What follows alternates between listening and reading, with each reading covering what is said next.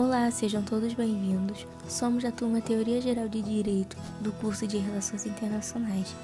E o tema do nosso grupo é sobre as boas práticas internacionais para a preservação dos recursos hídricos, distribuição de água potável e alternativas ao saneamento básico tradicional. Eu sou Maria Eduarda Rosa e irei começar falando sobre a distribuição da água potável. Nós sabemos que a água é um imenso recurso natural do qual a sociedade é totalmente dependente para sobreviver. Mesmo enquanto em alguns países existe uma abundância desse recurso, ainda assim é um dos problemas relacionados à escassez de água, já que são origem de conflitos em relações sociais, econômicas, de saúde e ambiental. A distribuição da água ocorre de maneira irregular pelo mundo. A maior parte da água que utilizamos destina-se à prática agrícola. Dos 2,5% de água doce e própria para o consumo, cerca de 70% de toda a água doce é utilizada em irrigação de plantações e a maior parte dessa água não pode ser reaproveitada, pois se encontra contaminada por fertilizantes e pesticidas químicos. Dos 30% restantes, aproximadamente 20% são utilizados pela atividade industrial em seus processos de produção. Uma das atividades industriais que mais consome a água é a produção de couro. Em 1 kg de couro utilizado para produzir roupas e artefatos, como roupas e sapatos, gasta-se pelo menos do que 16,6 mil litros de água. Os outros 10% são utilizados pela população mundial para a realização de diversas tarefas, que vão desde o próprio consumo até sua utilização para o preparo de alimentos, higiene pessoal, limpeza na habitação, entre outros. Por isso, o Objetivo de Desenvolvimento Sustentável da ONU número 6 diz, abre aspas, assegurar a disponibilidade e gestão sustentável da água e saneamento para todos. Fecha aspas. Então, isso significa que é essencial a presença dos governos locais e regionais para articularem como estimular essas ações seguras e gestão sustentável da água e saneamento e ser universal como objetivo até 2030. Olá! Meu nome é Bárbara e eu baseei minha pesquisa nas práticas internacionais para a preservação dos recursos hídricos. Bom, segundo a Organização das Nações Unidas para a Alimentação e Agricultura, mais de 3.600 tratados sobre a água foram assinados desde 805 d.C. Dentre eles está a Declaração de Madrid sobre o Regulamento Internacional relativo à utilização de rios internacionais para fins distintos da navegação, de 1911. Esse acordo estabeleceu os princípios gerais para a gestão cooperativa da água, como a criação de comissões e o compromisso para evitar mudanças unilaterais. Houve também a Convenção das Nações Unidas sobre o curso das águas internacionais, mas que não foi ratificada pelo número mínimo de estados e, portanto, não está em vigor. Pesquisadores da Universidade de Oregon afirmam que a água é um fator que pode sim abalar relações diplomáticas, mas que existem ainda acordos duradouros mesmo quando as relações estão tensas. Por exemplo, o Acordo de Mekong, entre os países Camborra, Laos, Tailândia e Vietnã desde 1957, ou do Rio Nilo, que engloba Egito, Etiópia, Sudão, República Democrática do Congo, Quênia e outros países, assinados em 1999. Afinal, apesar do potencial para disputas em bacias internacionais, a taxa de cooperação supera a incidência de conflitos graves por recursos hídricos. Olá, eu me chamo Ian Muniz e a seguir iremos tratar sobre algumas formas alternativas para o tratamento de saneamento básico.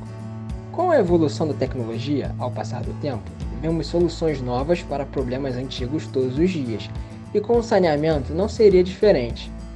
Nos locais onde não existe a coleta e o tratamento de esgoto convencional, existem tratamentos acessíveis e econômicos para que não ocorra mais o despejo de resíduos em efluentes, que também diminuem a poluição e melhoram a qualidade da água potável. Vamos começar com o tratamento de zonas de raízes. Essa solução se baseia na instalação de uma fossa séptica impermeabilizada, conectada aos banheiros. Nela, fica armazenado um material grosseiro, que depois de sedimentar forma o lodo de fundo, que será degradado por bactérias. Dali, os efluentes estão livres dos sólidos grosseiros e são encaminhados ao tratamento secundário das zonas de raízes. Ela pode custar de R$ 600 a R$ 1.500 e tem uma eficácia de 77 a 98%. Indo para a nossa segunda alternativa, o conjunto fossa, filtro biológico e sumidouro. O tratamento deste conjunto funciona pela proliferação de bactérias, tanto na fossa séptica como no filtro anaeróbio, que removem boa parte da matéria orgânica do esgoto. O filtro biológico permite a redução de 50% a 60% da matéria orgânica do efluente. No entanto, mesmo que para fins não potáveis, a água oriunda dessa filtragem não é reutilizável. A eficiência do conjunto depende da dimensão, da instalação e da operação do sistema, definidas conforme a vazão do local. Para uma família de 2 a 6 pessoas, o custo seria de R$ 950 a R$ 1.500. E finalizando com a nossa terceira e quarta alternativa, o biodigestor e a fossa séptica biodigestora. Com sistemas parecidos, ambos são recomendados para quem possui criação bovina e suína, já que os dejetos destes animais são utilizados nos processos. O primeiro pode até gerar renda, já que produz gases que podem ser integrados ao sistema de distribuição de energia das concessionárias que permitem a venda do excedente. E o segundo produz um adubo líquido, que não agride o meio ambiente e não possui um cheiro desagradável, podendo ser usado para irrigar e adubar o solo. Ambos são rentáveis principalmente para os trabalhadores rurais. Em um país como o Brasil, que vive em estado de alerta com quase 35 milhões de brasileiros sem acesso ao básico, são mais de 300 mil internações por ano, causadas por diarreias graves, entre outros problemas. A situação tende a se agravar com o crescimento populacional e com o crescimento de comunidades mais pobres. São quase 50% da população sem acesso à coleta de esgoto e menos de 80% possui acesso à água potável. Com isso, avanços na tecnologia são sempre bem-vindos. E no Brasil, por exemplo, com a ajuda de uma empresa holandesa e sua tecnologia Nereda, podemos já contar com 5 melhorias já sendo usadas em partes do país, como processos com biomassa aeróbica granular, sistemas MBBR, membranas filtrantes de água, medidores online de qualidade de água e programas de redução de perdas de água tratada. A BRK Ambiental foi a responsável por aplicar essas tecnologias no Brasil e já existem 2 plantas de tratamento Nereda em atividade. Outra está em processo de construção e a empresa tem outras 3 estações com projetos iniciados. É urgente a necessidade de substituir os tratamentos convencionais de esgoto no Brasil por processos que ocupem menos espaço, gastem menos energia e sejam mais automatizados. Nesse contexto, tecnologias alternativas como a Nereda surgem como grandes promessas. Olá, aqui quem fala é a Sabrina. Não é de hoje que a relevância e importância que o saneamento tem sobre a saúde humana é discutido. O seu desenvolvimento sempre esteve ligado à evolução da sociedade, mas às vezes não é dada a devida importância sobre esse assunto.